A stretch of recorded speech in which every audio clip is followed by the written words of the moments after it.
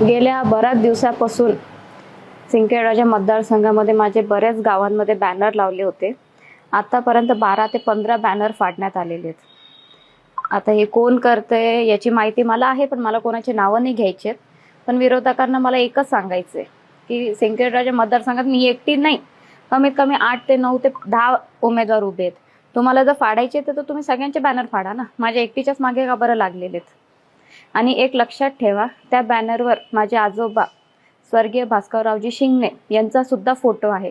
ते तरी फाडताना तुम्ही 10 वेळेस विचार करा. ते माझे आजोबा सुद्धा आहेत आणि शिंगणे साहेबांचे सुद्धा ते वडील आहेत.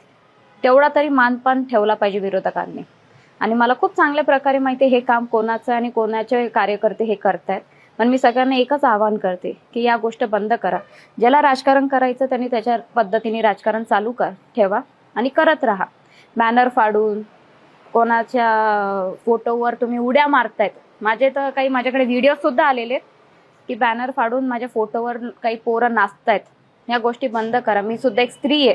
स्त्रीचा अपमान म्हणजे हा सगळ्या स्त्रींचा अपमान, एवढं लक्षात ठेवा. माझ्याकडे काही फोटो सुद्धा आलेले आहेत.